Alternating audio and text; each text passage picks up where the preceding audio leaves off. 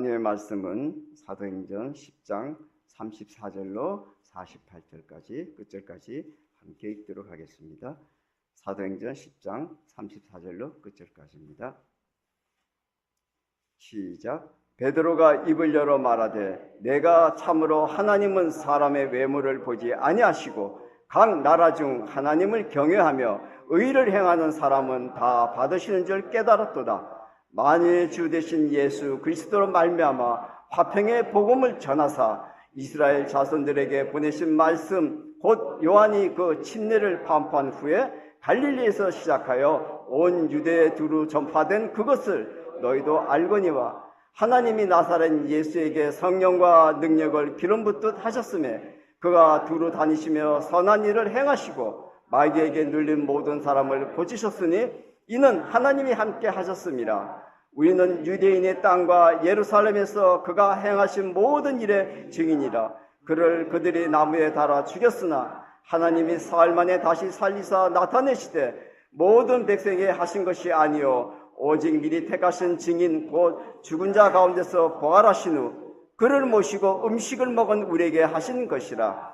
우리에게 명하사 백성에게 전도하되 하나님이 살아있는 자와 죽은 자의 재판장으로 정하신 자가 곧 이 사람인 것을 증언하게 하셨고 그에 대하여 모든 선지자도 증언하되 그를 믿는 사람들이 다 그의 이름을 힘입어 죄사함을 받는다 하였느니라. 베드로가 이 말을 할 때 성령이 말씀 듣는 모든 사람에게 내려오시니 베드로와 함께 온 할례 받은 신자들이 이방인들에게도 성령 부어 주심으로 말미암아 놀라니 이는 방언을 말하며 하나님 높임을 들었으리라. 이에 베드로가 이르되 이 사람들이 우리와 같이 성령을 받았으니 누가 능히 물로 침례 베품을 금하리오 하고 명하여 예수 그리스도의 이름으로 침례를 베풀라 하니라. 그들이 베드로에게 며칠도 머물기를 청하니라. 아멘. 오늘도 하나님의 말씀을 듣습니다. 목사님이 입술을 통해서 말씀을 들을 때 목사님에게 갑절의 영감을 더하시고 우리 듣는 모든 심령은 은혜되어 그 말씀이 나에게 명령이 되게 하시고 결단이 되게 하시고 귀한 시간 되게 하시고 거룩하신 우리 하나님 아버지, 우리 하나님이 오늘 또 함께 하시고 도우셔서 우리 예배가 하나님께만 상달되게 도와주시고 주의 이름으로 드려지는 예물과 시간과 우리의 모든 정성이 하나님께서 받으시는 곳이 될 수 있도록 인도하여 주시옵소서. 오늘 또 하나님께 10의 1조를 드리며 또 범사에 감사하여 감사 헌금을 드리며 매주일 정함으로 하나님께 드리는 모든 헌금들이 하나님이 기억하시고 받으시는 헌금 되게 도와주시고 하나님께서 그 물질의 복을 더하심으로 세상에 나아가서도 하나님의 일을 감당하며 이웃을 구제하며 도울 수 있는 넉넉한 물질이 우리 손에 있도록 하나님이 도와주시옵소서. 이 시간도 우리와 하나님 사이에 악한 영들의 역사는 다 떠나가게 도와주시고 우리 눈에 우리의 마음에 오직 예수만 보여지는 거룩한 시간 되게 하여 주시옵소서. 감사하고 예수님의 이름으로 기도합니다. 아멘. 주 앞에 감사하는 여러분의 영혼이 늘 주의 복으로 충만하시기를 예수의 이름으로 축원합니다. 우리 하나님은 복과 생명의 근원이십니다. 자, 하나님은 복과 생명의 근원이시다. 두 번 시작. 하나님은 복과 생명의 근원이시다. 하나님은 복과 생명의 근원이시다. 이 말은 이제 하나님이 모든 복과 생명의 뿌리란 뜻입니다. 혈통으로 말하면 조상이 없으면 자손이 없는 것처럼 또 나무로 말하면 뿌리가 없으면 줄기가 없는 것처럼 우리 모든 인생의 모든 이 복과 생명은 바로 하나님으로 이렇게 말미암는다 하는 것이죠. 성경은 창세기 1장부터 하나님이 사람을 지으시고 이렇게 되어 있습니다. 하나님이 사람을 지으시고 그 다음에 2장에 가보면 그 사람에게 생기를 불어넣으시니 사람이 생명이 된지라 그랬습니다. 우리 인간의 지으심도 하나님이시고 우리가 지금 자랑스럽게 여기는 영적 존재라 이렇게 말하는 것도 그 영적 존재도 하나님이 우리를 그렇게 만드신 겁니다. 결국 그 하나님이 우리 육체에, 우리 영혼에 생명을 주지 않으면 우리 육체도, 우리 영혼도 사실은 영혼이 살 수가 없습니다. 그래서 하나님은 우리가 살아감에 있어서 모든 것의 뿌리가 되시고 근원이 되시는 분이 바로 우리 하나님이십니다. 그래서 우리는 끊임없이 그 하나님이 나를 기억하시고 그 하나님이 나를 받으시고 그 하나님이 나를 이렇게 이끌어 주기를 우리는 사모하고 그걸 기억하는 것입니다. 그게 영적 생활입니다. 우리 인간이 볼 때 우리 인간은 대단한 존재이고 모든 만물의 영장이라 이렇게 말하지만 하나님께서 보실 때 우리 인간에게 가장 서운한 게 뭐냐면 인간이 하나님을 잊는 겁니다. 마치 어떻게 어린 날 무슨 사연이 있어서 부모 얼굴을 못 보고 자란 아이가 자기는 한 번도 부모 얼굴을 본 적이 없기 때문에 나는 부모님이 없다 이렇게 말한다고 해서 부모님이 안 계시는가? 못 보았을 뿐이지 있는 것입니다. 그것처럼 우리 인간의 눈으로 하나님을 전혀 보지 못했다고 그래가지고 하나님은 없다고 말하는 것, 그것이 하나님의 가장 서운해하다는 것이죠. 그래서 이사야는 이렇게 말합니다. 나귀도 주인을 알고 소도 자기 임자를 알건만은 이 사람은 이 백성은 나를 잊었도다. 이 백성은 나를 잊었도다. 이게 가장 서운하다는 것이죠.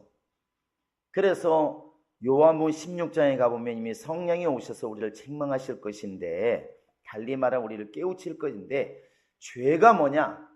죄가 뭐냐? 사람에게 해코지하고 도둑질하는 것들이 죄가 아니라 더 너머에 있는 바로 믿지 않는 게 죄요 그랬습니다. 하나님께서 보실 때 하나님의 살아계신 것을 알지 못하는 것, 그 하나님을 신뢰하지 못하는 것, 그것이 가장 큰 죄라 이렇게 말합니다. 결국 신앙이라고 하는 것은 하나님이 내 모든 복과 모든 생명의 뿌리가 되시는 것, 시작이 된다고 하는 것을 알고 신뢰하고 믿는 것, 그게 바로 신앙이라는 것입니다. 가장 복 있는 사람이 누굴까요? 가장 복 있는 사람, 이 세상 사람들은 육체를 보기 때문에 육체가 건강한 거, 그 육체가 살기 편한 환경이 되어 있는 거, 그 육체가 좀 편안하게 누릴 수 있는 그런 환경이 있으면 복이 있다고 말을 합니다. 그러나 하나님은 영이시기 때문에 그 너머에 영적인 것을 보기를 원하는 것이죠. 그래서 당연히 육체가 건강하고 환경이 좋은 것, 자식이 잘 되는 것, 복이 맞습니다. 그러나 복은 그것이 하나의 일부분이지 전체는 아니라는 것이죠. 성경은 하나님의 사람이 복이 있다 말을 하고, 하나님을 아는 사람이 복이 있다 말하고, 하나님이 기억해 주는 사람이 복이 있다 그렇게 말을 합니다. 여러분, 복 그러면 아브라함이 생각납니다. 창세기 12장에서 이렇게 아브라함을 갖다가 복의 근원으로 삼으셨는데, 아브라함이 그때부터 복의 근원이 되었습니다. 뿌리가 되었습니다. 그 아브라함이 그때부터 고생 하나도 안 했을까요? 그때부터 정말로 고생 하나 안 하고 물에 손 한 번 안 묻히고 살았을까요? 아닙니다. 그 뒤로도 고생이 많습니다. 세상 말로 애굽에 내려가서 마누라 뺏길 지경까지 이를 정도로 바가지로 했습니다. 그러나 아브라함이 복이 없다고 말하지 않습니다. 스데반이 돌에 맞아 죽지만 성경은 스데반이 복이 없다 이렇게 나와 있지 않습니다. 왜 그럴까요? 하나님이 생각하는 복이라고 하는 것은 육신에 넘어서 영까지 가는 것이기 때문에 그 영혼이 하나님이 기억하시고 하나님이 인도하시고 하나님이 함께 하시는 자라면 그가 바로 복 있는 자라 이렇게 말합니다. 그래서 오늘날 우리를 적용시켜 본다면 가장 복 있는 자가 하나님 앞에 자기를 기억시키는 사람이 가장 복이 있는 것입니다. 하나님이 자기를 받는 사람이 가장 복이 있다는 것이죠. 자, 하나님께 나를 기억시키자. 시작. 하나님께 나를 기억시켜라. 하나님께 나를 기억시켜라. 여러분, 이것이 여러분의 고백이 되시길 바랍니다. 창세기 4장에 가보면 아담의 아들들인 가인과 아벨 이야기가 나옵니다. 그런데 여기에서 여러분은 누구의 제물을 받으셨다고 배우셨습니까? 누구? 아벨의 제사를 연락받으시고 가인의 제사는 연락받지 않았습니다. 그런데 성경을 자세히 보면 가인의 제물은 받으시고 가인의 제물을 받지 않으시고 아벨의 제사는 받으신지라 이렇게 되어 있는데, 자세히 보시면 더 중요한 말이 써 있습니다. 우리 창세기 한번 4장을 이렇게 펴보시기 바랍니다. 창세기 4장입니다. 4절, 5절 한번 읽어보시겠습니다. 창세기 4장 4절, 5절 시작! 양의 첫 새끼와 그 기름으로 드렸더니 여호와께서 아벨과 그의 제물은 받으셨으나 가인과 그의 제물은 받지 아니하신지라. 가인의 몹시 분하여 안색이 변하니. 여러분, 아벨의 제물을 받으셨습니까? 아벨과 그의 제물을 받으셨습니까? 잘 보시면 아벨과 그의 제물은 받으셨으나 이렇게 되어 있어요. 이 무슨 얘기냐면 우리가 흔히 생각할 때 자꾸 제물을 생각합니다. 어떤 분은 그렇게 해석을 합니다. 가인은 농산물로 제사를 드렸으니까 안 받으시고 아벨은 피로 드렸으니까 받으셨다. 물론 그럴 수 있습니다. 하나님 피에 관심이 있으시니까. 그런데 성경에 보시면 그러면 아벨은 무슨 걸로 설명하겠습니까? 아벨과 그의 제물을 받으셨다 이렇게 말하고 있습니다. 이것을 잘 생각해 보시면 하나님은 제물보다도 아벨에게 관심이 있다는 것입니다. 사람은 사람이 드리는 제물에 관심이 많지만 하나님은 제물을 드리는 사람에게 관심이 있습니다. 이건 바꿔보면 금방 이해가 갑니다. 우리가 헌금을 드렸습니다. 액수가 많으면 하나님 받으십니까? 액수가 적으면 안 받으십니까? 이렇게 물어보면 뭔가 좀 이상하지 않습니까? 그런데 믿음의 사람이 제물을 드리면 하나님 받으실까요? 안 받으실까요? 받으십니다. 그런데 믿음 없는 사람이 만약에 하나님께 드리면 받으실까요? 안 받으실까요? 받지 않으십니다. 그래서 아벨과 그의 제물이라고 말할 때 여러분 아벨에게 중심이 있다는 것을 보시기 바랍니다. 그것은 오늘날도 똑같다는 것이죠. 똑같습니다. 자, 가인과 아벨은 당연히 아담의 후손이기 때문에 하나님을 아는 사람들입니다. 그러니까 당연히 제사할 줄 알았던 것이죠. 오늘날로 말하면 어릴 때부터 기독교 집안이라서 형제가 있는데 둘 다 예배할 줄 안다는 것입니다. 헌금할 줄 알고 그냥 주일날 되면 당연히 교회에 오죠. 예배 드립니다. 그런데 한 사람의 예배는 받으시고 한 사람은 예배는 받지 않습니다. 한 사람의 헌금 받으시고 한 사람의 헌금 받지 않으십니다. 이런 얘기입니다. 우리 인간의 입장에서는 내가 제사에도 참석했고 제사물 제물도 드렸기 때문에 하나님이 다 받으실 것이라고 말을 합니다. 그러나 하나님께서는 믿음의 기도, 믿음의 예물, 믿음의 시간, 믿음의 봉사를 받으시는 것이지 믿음으로 하지 않은 것들을 받지 않으십니다. 그래서 이게 매우 중요하다는 것이죠. 우리가 이렇게 헌금도 좀 자율적으로 하라는 것은 저것을 헌금 자율적으로 헌금 적게 여러분 이렇게 이해하시면 망합니다. 자율적으로 하라는 것은 하지 말라는 것이 아니라 억지로 하는 것은 그렇게 하나 저렇게 하나 어차피 하나님께 상달이 안 되기 때문에 정말 하나님이 받으시는 제물을 한번 드려보자는 것입니다. 그래서 미리미리 준비한 연보가 참 연보라 이런 말을 쓰는 것은 부랴부랴 생각지도 않게 급하게 체면 때문에 드리는 예물 상달되지 않는다는 것이죠. 내 입장에서야 이렇든 저렇든 드렸으니까 주님 받으신다고 말할 수 있겠지만 하나님은 그런 예물을 받지 않는다는 것입니다. 그분은 돈이 급하신 것이 아니라 사람의 영혼을 지금 구하시는 것이지 물질을 구하는 것이 아니라는 것이죠. 그건 제물도 마찬가지입니다. 그래서 바로 아벨의 제사를 말할 때 아벨의 제사의 지금 중요성을 말하기보다는 그 아벨 자체가 어떤 사람이냐는 것입니다. 그래서 성경에 보면 아벨은 믿음으로 하나님께 드렸고 이렇게 되어 있습니다. 그러니까 아벨이라는 사람은 믿음 있는 곳으로 하나님께 제사를 드렸던 것이고 가인은 믿음이 없었다는 얘기입니다. 결국 믿음 있는 사람의 제사를 주님이 받으신 겁니다. 그래서 이 말에 대해서 우리가 두려워해야 될 것은 내가 하나님께 예배를 안 드렸습니까? 11조를 안 드렸습니까? 내가 뭐 영적 생활 안 했나요? 이렇게 말하는 게 가장 두려운 겁니다. 하나님은 그 형식을 보는 것이 아니고 그 드리는 사람의 영혼이 정말 믿음으로 했느냐는 것입니다. 여기에 대해서 예수님께서 마태복음 7장에는 이렇게 말을 합니다. 우리가 주여 주여 했는데 주님께서 말씀하실 나는 너를 도무지 모른다 이렇게 말을 하죠. 예수를 주라 말하는데 왜 나를 모르지? 그러니까 이 답답한 얘기를 말합니다. 우리가 주의 이름으로 귀신도 쫓고 능력도 행하고 정말 다 일생 동안 주님의 일 많이 했습니다. 이렇게 말하죠. 예수님께서 말씀하시기를 불법을 행한 자들아 내게서 떠나라 이렇게 말하죠. 귀신을 쫓고 일했다는 게 불법입니까? 남을 도와주는데 무슨 불법입니까? 그게 아니라 믿음으로 하지 않은 게 죄라는 말이 딱 맞는 겁니다. 믿음으로 하지 않은 게 죄다. 그러니까 예배도 봉사도 헌금도 기도도 믿음이 빠져버리면, 하나님을 신뢰하는 게 빠져버리면 그게 바로 불법이 되는 것이고, 하나님 입장에서는 아무것도 기억되지 않는, 받지 않는 것이 될 수가 있다는 것이죠. 그래서 고린도서 8장에 보시면 그래서 마음을 자꾸 지적하는 것입니다. 할 마음만 있으면 주님 받으시겠지만 마음이 없는 것은 받지 아니하시리라.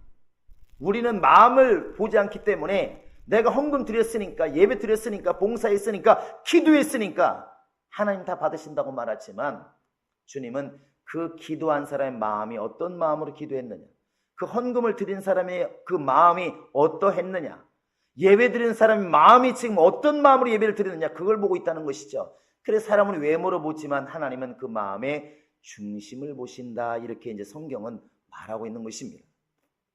그래서 우리는 예배하는 그 모양보다도 예배하는 사람의 믿음, 그 영혼의 믿음을 우리가 강조하게 되는 것입니다.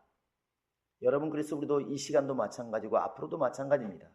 하나님은 내 마음의 중심을 보시는 분이십니다. 자, 하나님은 내 마음의 중심을 보신다. 시작. 하나님은 내 마음의 중심을 보신다. 하나님은 내 마음의 중심을 보신다. 여러분, 오늘 사건은 바로 그런 겁니다. 지금 이 사건은 베드로가 고넬료 집에 들어가서 고넬료 가정에게 예수의 이름으로 예수를 영접하고 바로 성령 받게 한 사건인데, 베드로가 믿음이 좋아서 그런 게 아니라, 베드로가 기도만 해서 그런 게 아니라 베드로를 주님이 쓰신 것이죠. 누구 때문에? 고넬료 가정 때문에. 고넬료는 이방인 중에서 최초로 예수 앞에 돌아온 가정이라 그렇게 말을 합니다. 왜 알 수 있느냐면, 사건을 보아도 그렇지만 베드로가 이때까지는 어떤 마음을 가지고 있냐면, 베드로는 유대인입니다. 그러니까 당연히 하나님이 우리 백성을 택하시고 우리 민족을 택하시고 하나님은 우리에게 예수를 보내시고 우리를 사랑하신다, 모든 세상의 민족보다도 우리 민족을 사랑하신다, 이런 자부심이 있어요. 그러니까 이방인이라고는 결혼도 하지 말아라, 이런 게 뿌리 깊이 박혀 있는 사람입니다. 그런데 어느 날 이제 기도를 할 시간에 기도하는데 환상이 열리는 겁니다. 이 보자기에 내 모퉁이가 메어져 있고 그 안에 잡다한 것들, 사람이 먹지 못할, 지금 우리는 먹을지 모르는 그 당시에 유대인들 먹어서는 안 되는 것들이 그 안에 들어 있습니다. 이 음성이 나기를 잡아 먹으라, 이렇게 말하는 것이죠. 이게 베드로가 환상 중에서도 얼마나 이 뿌리 깊이 교육이 잘 돼 있으면 환상 중에도 이렇게 말하잖아요. 나 하나님이 먹지 말라고 한 것을 먹은 적이 없습니다. 이 부정한 건 안 먹겠습니다, 이렇게 말하죠. 하나님께서 하나님이 거룩하다는 것을 네가 왜 부정하다 하느냐, 먹어라, 이렇게 해가지고 결국 이제 환상이 깨게 되는데, 자, 베드로가 이 고넬료 가정을 보면서 고백한 말이 있습니다. 우리 한번 같이 읽어보겠습니다. 한번 5절을 읽어보시겠습니다. 35절입니다. 시작. 각 나라 중 하나님을 경외하며 의를 행하는 사람은 다 받으시는 줄 깨달았다. 깨달았다는 것은 이제 알았다는 것입니다. 베드로는 지금 유대인으로서 예수를 영접한 사람이고 예수님께 가장 사랑받은 자입니다. 그런데 그런 베드로도 유대인에게만 하나님이 사랑하시고 유대인만 구원하신 줄 알았는데, 이방인인 이 고넬료가 구원을 받다는 사실이 놀라운 겁니다. 그래서 이야, 하나님은 누구나 받으시는구나. 근데 그 누구나가 누구냐면 자격이 있는데, 하나님을 경외하고 의를 행하는 사람, 딱 이렇게 단정을 짓습니다. 여러분이 물어보겠습니다. 하나님 받으시는 사람이 누구라고요? 하나님을 경외하고 의를 행하는 사람을 어떻게 하신다고? 다 받으신다. 여기에 닷 속에는 유대인이든 이방인이든 부자든 가난한 사람이든 남자든 여자든 노인이든 젊은이든 상관없이 누구든지 간에 하나님을 경외하고 의를 행하면 하나님은 다 받으신다. 이렇게 베드로가 깨달았습니다. 놀라운 일이죠.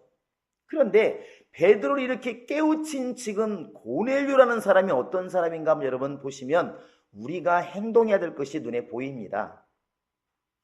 여러분 고넬료를 아시나요? 안다고 하시기 바랍니다. 고넬료를 아시나요? 예, 고넬료는 이 사도행전 10장 거의 전체에 나오는 사람이니까 알만하죠. 근데 고넬료의 신분은 유대인이 아닙니다. 이탈리아 데라 이렇게 되는데 이탈리아 군대였습니다. 그 당시 로마였겠죠. 로마는 힘으로 세워진 나라입니다. 로마 그러면 힘입니다. 헬라 그러면 거의 문화고, 그러니까 헬라를 얘기할 때는 거의 문화가 많습니다. 그러나 로마는 힘이라고요. 근데 그 로마의 힘인 군대를 잡고 있는 사람이라면 여러분 끝발이 있을까요, 없을까요? 이런 말을 쓰는 게 옳은지는 모르겠지만, 자, 그것도 자기 나라가 아니라 자기 나라가 정복한 나라에 가 있는 군인들의 힘이 있을까요, 없을까요? 힘이 있습니다. 우리나라는 참 불행한 일이지만 일제 36년 동안에 무서웠던 게 누구겠습니까? 순사가 무섭다고. 그때 순사라고 했다면서요. 순경이라 하지 않고 순사가 무서웠다고 그럽니다. 그 사람들 그 조직으로는 맨 말단 쫄따구인데, 쫄따구 그런 말이죠. 이상한 말 자꾸 나오는데, 그 가장 그 뭐라고 합니까? 이렇게 낮은 계급을 뭐라고 합니까? 예, 그냥 이등병. 그런 이 순사, 가장 낮은 계급인 순사도 우리가 볼 때는 두려운 게 뭐냐면 그 뒤에 권력이 있고 권세가 있어요. 그러면 이스라엘을 지배하고 있는 로마의 군사라고 그러면 얼마나 힘이 있어요. 그 당시에는 노예는 잘못하면 그냥 죽여도 죄가 없는 그런 때이기 때문에 이 군대 백부장이라는 것은 굉장한 권세가 있습니다. 유대인도 아닙니다. 그런데 그 사람이 예수 앞에 돌아왔다는 사실입니다. 그만큼 겸손하다는 것이죠. 이 사람이 지금 어디에 있었느냐면 가이사랴에 있습니다. 베드로와 지나가다 지금 만난 것도 아닙니다. 지금 가이사라는 곳이 어떤 곳이냐면 가이사 이름을 따서 만든 도시입니다. 바닷가에 있습니다. 거기는 헤롯 궁전이 있는 곳이고, 헤롯 왕 그러면 이스라엘을 다스리는 왕 아니겠습니까? 그런데 가이사가 그 헤롯에게 그 지역을 땅을 주었습니다. 개인적으로. 그래서 그 고마워서 가이사 이름을 따가지고 성을 만든 곳이 가이사라입니다. 가이사라. 근데 거기에 근무할 정도로, 그러니까 그 이스라엘 지금 이끌고 있는 왕이 살 정도로 그곳이라면 그 군대는 얼마나 힘이 있겠습니까? 같은 경찰이라도 청와대 근무하는 경찰이 힘이 있지 않겠습니까? 그렇다고요. 그리고 그 가이사라는 곳이 바로 이제 7 집사 중에 하나인 사도행전 8장에 나오는 빌립 집사가 살던 곳이고, 사도행전 21장에 보시면 빌립 집사 집이 있던 곳이 바로 그곳입니다. 그리고 바로 바울이 로마로 끌려가기 전에 2년 동안 감옥에 있던 곳이 가이사랴입니다. 근데 그 가이사랴에 이 백부장이 있었는데, 고넬료가 있었는데, 주변에 지금 사도들이 있는 것도 아닙니다. 그런데 하나님께서 얼마나 고넬료를 이쁘게 보셨으면 그 사람에게도 환상이 열려서 요바에 있는, 거기서 한 20개 떨어진 요바에 있는 베드로를 불러다가 이 사람에게 복을 주게 만드십니다. 성령 받게 만드시죠. 환상이 열리게 하시고, 아마 하나님께서 우리를 인정하시면 이런 일이 벌어질 것 같습니다. 지금 당장 내가 복을 막 찾아서 떠돌아다니는 것이 아니라 하나님이 복 있는 사람을 끌어다가라도 내게 복을 명하시는 것이 하나님의 역사입니다. 우리가 그리되기를 바랍니다. 할렐루야. 왜 이렇게 고넬료에게 환상이 열리고 베드로에게 환상이 열리고 베드로를 불러다가 이렇게 이 가정을 복을 빌게 만들었을까? 고넬료와 어떤 모습이? 고넬료는 하나님을 감동시킨 사람이 맞습니다. 여러분 10장 한번 2절을 보시기 바랍니다. 1절 2절 한번 같이 읽어보겠습니다. 자, 사도행전 10장 1절 2절 같이 읽습니다. 시작. 고넬료라는 사람이 있으니 이달리아 부대라는 군대의 백부장입니다. 그가 경건하여 온 집안과 더불어 하나님을 경외하며 백성을 많이 구제하고 하나님께 항상 기도하더니. 자, 고넬료가 어떤 사람이라고 해? 3가지를 말하고 있습니다. 시작. 하나님을, 백성을, 하나님께. 이 3가지를 그냥 머릿속에 오늘 외시기 바랍니다. 다음에 또 찾아보지 마시고, 자, 베드로, 고넬료가 어떤 사람이라고요? 항상 기도하는 사람. 이 세 가지를 합쳐서 뭐라고 했습니까? 자, 경건하다. 누군가 지금 답을 했는데 누군지 모르겠습니다만 2절에 보시면 고넬료가 경건하여. 우리가 경건은 성경 보고 묵상하는 것만 자꾸 경건이라고 그러는데 이 모든 것도 물론 경건이 맞죠. 그런데 이 모든 걸 더 포함한 것이 진짜 경건이라는 것입니다. 나만 거룩하게 구별하는 것이 아니라 하나님의 명령을 순종하는 것이 경건이라고 본다면 고넬료는 경건한 사람인데 뭐가 경건이냐 물어봤을 때 하나님을 경외하고 백성을 많이 구제하고 항상 기도하더라. 이게 경건이라는 것입니다. 이게 고넬료가 그런 사람이었다는 것이죠. 여기에서 우리가 볼 때 하나님을 경외하는 건 누구나 합니다. 예수 믿으면 하나님을 두려워할 줄 알고 찬송할 줄 알고 높일 줄 알죠. 이건 당연한 겁니다. 그런데 그 다음에 나오는 게 문제죠. 백성을 많이 이렇게 구제한다고 그러는데 구제라고 하는 것이 이렇게 가진 사람이 불쌍한 사람 그냥 도와주는 것으로만 이렇게 우리가 이해하는 경우가 많습니다. 그런데 틀린 건 아닌데 그건 부분적으로 말하는 것입니다. 요한일서 3장 이렇게 10절 이하에 보면 이런 말씀이 나와 있습니다. 만약에 네가 형제를 사랑하면 너는 하나님께 속한 사람이지만 네가 형제를 사랑하지 않으면 너는 하나님께 속한 사람이 아니다. 이렇게 돼 있어요. 이 말을 굉장히 이렇게 두렵게 드려야 되는데 만약에 형제를 사랑하지 않는 사람이 있다면 그 사람은 하나님께 속한 사람이 아니다. 그럼 누구한테 속한 것입니까? 세상에 딱 두 가지 속할 것밖에 없습니다. 하나님께 속하든지 마귀에게 속하든지 하늘 임금에게 속하든지 세상 임금에게 속하든지 둘 중에 하나인데 무섭게도 사도 요한이 말하는 것은 형제를 사랑하지 않는 사람은 하나님께 속한 사람이 아니다. 판사와 같은 말을 하죠. 저 사람에게 죄가 있다는 증거를 내가 발견하지 못했다. 죄인이다 그러면 되는데 절대로 죄인이다 말을 하지 않습니다. 돌려 이야기를 한 것이죠. 그러니까 우리가 지금 구제라고 하는 것이 그냥 가난한 사람 도와주고 불쌍한 사람 도와주는 게 아니라 하나님이 명령을 했다는 것입니다. 네 이웃을 어떻게 해라? 네 이웃을 네 몸처럼 사랑해라. 명령입니다. 해도 돼도 그만, 안 해도 그만이 아니라 반드시 해야 될 주님의 명령이라는 것이죠. 그러니까 이것을 우리가 형제를 돌아보지 않고 이웃을 돌아보지 않으면 이 명령 자체를 우리가 어긴 게 되는 것입니다. 그러니까 이 고넬료는 이 명령을 잘 순종을 한 겁니다. 하나님을 경외할 줄 알고 사람들을 갖다가 주의 명령을 따라서 열심히 사랑하고 구제하고 또 하나님께 항상 기도하고 여기에서 우리가 깨달아야 될 게 뭐냐면 여러분에게 질문해 보면 답이 나옵니다. 다 알고 계시겠지만 자, 그 뒤에 이제 3절에 보면 환상이 열리는데 고넬료가 환상을 봤기 때문에 여러분 고넬료가 신령합니까? 신령하기 때문에 환상을 본 겁니까?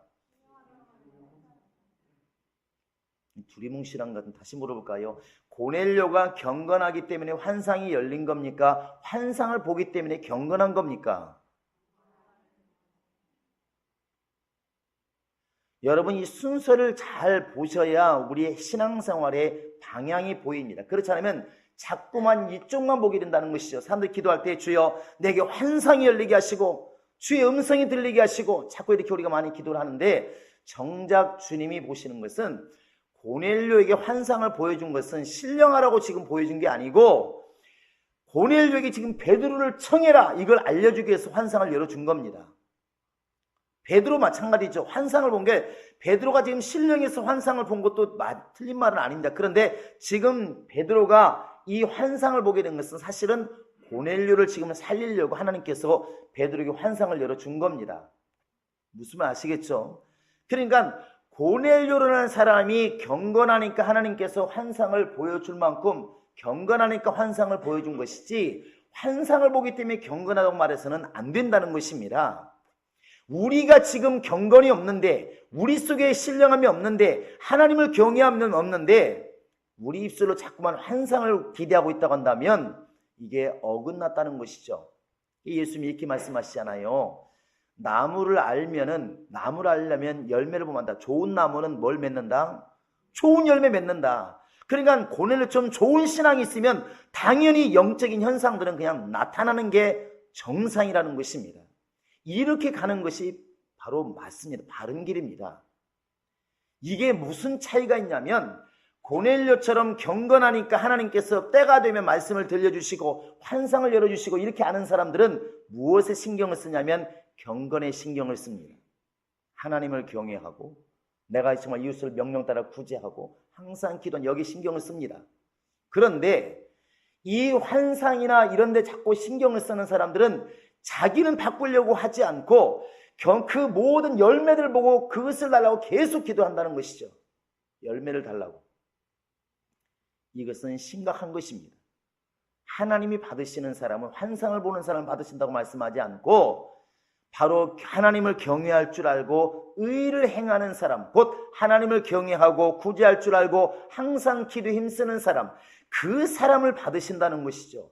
하나님이 받으시면 그때부터 하나님의 것을 한량없이 부어주시기 때문에 환상이 필요한 사람은 고넬료처럼 환상을 보이게도 하시고 때로는 복이 필요하면 저 멀리 베드로를 끌어당겨서라도 복을 빌게 만드시고 그게 하나님의 역사라는 것입니다.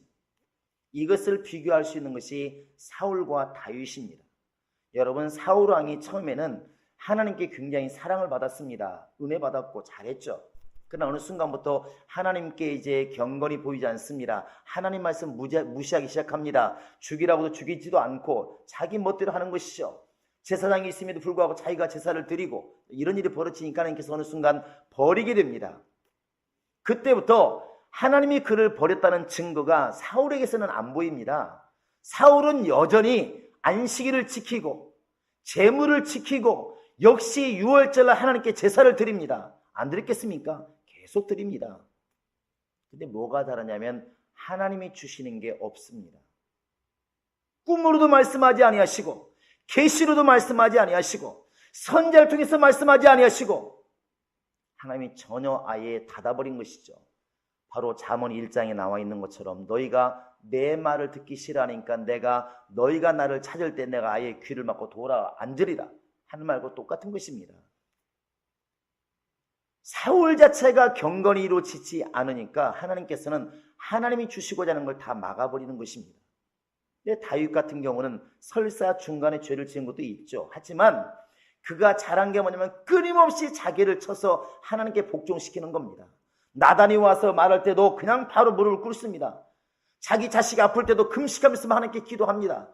끊임없이 자기 자신을 하나님께, 사람들이 볼 때는 왕이 되었지만 자기는 왕이라고 생각하지 않고 끊임없이 하나님께 무릎을 꿇습니다. 경건을 선고한 것이죠. 그러니까 전쟁 하나조차도 하나님 올라갈까요? 올라가라. 올라갈까요? 올라가지 말아라. 다 지시를 받고 하나님도 역시 말씀하십니다. 그에게 이렇게. 뭐가 다를까? 다윗처럼 경건이 이루어지면 하나님이 모든 것을 간섭하시지만 사울처럼 어느 순간 경건을 잃어버리면 자기는 하나님께 하는 행동을 다 합니다. 예배드리고 물질드리고 봉사하고 다 합니다. 그러나 하나님이 그 사람에 대해서 막아버린다는 것이 두려운 겁니다. 오늘 여러분과 지금 내가 봐야 될 것은 하나님이 누구를 받으시느냐? 고넬료와 같은 사람을 받으시는데 고넬료가 어떻게 행동을 했느냐? 환상 달라고 음성 달라고 아닙니다. 이쪽에 관심 있는 것이 아니라 하나님을 경외하고 많은 사람을 구제하고 그리고 항상 하나님께 기도하고 이런 경건이 이루어지니까 비록 유대인의 피가 흐르지 않고 율법을 모르는 이방인이지만 베드로를 끌어당겨서 그 사람에게 복을 빌게 하시고 말씀을 전하게 하시고 성령까지 임하게 하시는 놀라운 역사가 이렇게 벌어지더라는 것입니다. 여러분, 하나님은 우리 속에 참 신앙이 회복되어지면, 참 경건이 회복되어지면 없는 사람도 끌어다가 복을 빌게 만드시는 것이 하나님이십니다.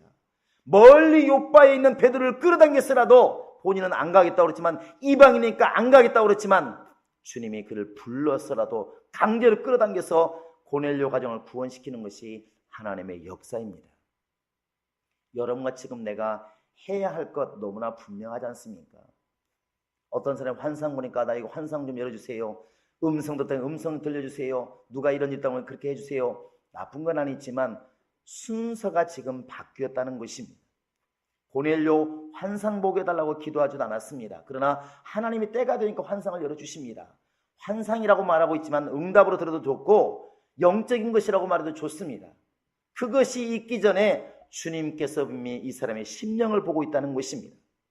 그래서 베드로가 여러분 아까 읽은 바로 그 앞에 뭐라고 했습니까? 하나님이 사람을 외모로 취하지 아니하시고 이렇게 되어 있습니다. 한번 보실까요? 자, 10장을 보시기 바랍니다. 34절입니다. 34절. 자, 시작. 베드로가 입을 열어 말하되 내가 참으로 하나님은 사람의 외모를 보지 아니하시고. 누가 그렇게 되느냐? 고넬료 보니까 그걸 알겠더라는 것입니다. 베드로가 이전에도 이걸 몰랐을까? 말씀은 알고 있습니다. 그러나 실제로 보니까 그렇더라 하는 것이죠. 오늘 여러분과 지금 내가 고넬료처럼 하나님께서 필요할 때 환상도 열어주시고 음성도 들려주시고 때로는 정말 처음 벌린 베드로를 끌어당기서라도 나에게 복을 빌 수밖에 없는 그러한 신앙을 우리가 갖기 위해서 다른 거 없습니다. 첫째, 경건한 사람이 되는 것이고, 경건이 무엇냐고 물어봤을 때 하나님을 경외할 줄 알고 이웃을 정말 예수님처럼 사랑할 줄 알고, 그리고 항상 기도에 힘쓰는 신앙, 그 경건이 이루어질 때에 주님께서는 분명히 나를 받으실 겁니다. 아벨의 제물이 아니라 아벨과 그의 제물을 받으신지라 그랬으니까 내 헌금 받으시고 내 봉사를 받으시는 것이 아니라 나를 받으시고 내가 드리는 것들을 덤으로 받으시는 것이 하나님의 역사라는 것입니다. 우리 모든 성도들에게 정말 내 자신을 먼저 하나님께 받게 만드시는, 연락시키는 그런 신앙이 있기를 바라고, 고넬료처럼 그렇게 경건한 삶이 우리 영혼 속에서 먼저 일어날 수 있기를 예수의 이름으로 축원합니다. 할렐루야, 할렐루야. 자, 주목 주시고 내 영혼아 나를 하나님께 상달시키자. 시작. 내 영혼아 나를 하나님께 상달시키자. 내 영혼아 나를 하나님께 상달시키자. 내 영혼아 나를 하나님께 상달시키자. 이게 바로 로마서 12장 1절 2절에 나와 있는 말씀인 것입니다. 너희는 이 세대를 본받지 말고 하나님의 선하시고 온전한 뜻이 무엇인지 분별하라. 그리고 너희 자신을 산 제물로 드리라. 네 가지고 있는 것이 아니라 너를 갖다가 산 제물로 드리라. 이것이 바로 경건입니다. 이 시간 우리 다 같이 기도하시겠습니다. 기도할 때 주여, 지금까지 내가 드리는 제물, 내가 드리는 시간, 내가 드리는 것에 우리는 관심이 많았지만 지금부터 나를 어떻게 하나님께 드릴까를 고민하게 도와주시고, 고넬료처럼 경건한 모습, 고넬료처럼 하나님을 경외하는 모습, 형제를 사랑하는 모습, 항상 기도하는 모습으로 나를 상달시키게 하소서. 그러한 영적인 것이 회복되게 하소서. 예수 그리스도의 다 같이 은혜와 하나님 아버지의 극진하신 사랑과 성령의 감동하심과 교통하심과 성령의 인도하심이 이제 오직 고넬료처럼 하나님과의 관계를 정말 개선하며 자기의 중심을 하나님께 드리며 하나님 앞에 온전한 경건으로 나아가기를 작정하는 모든 심령들 머리 위에 지금으로부터 영원토록 함께 있을지어다. 아멘.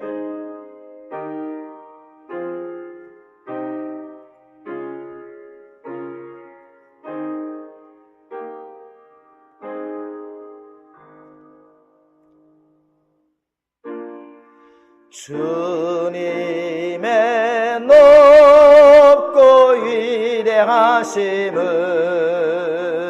내 영혼이 찬양하네. 주님의 높고 위대하심을 내 영혼이 찬양하네.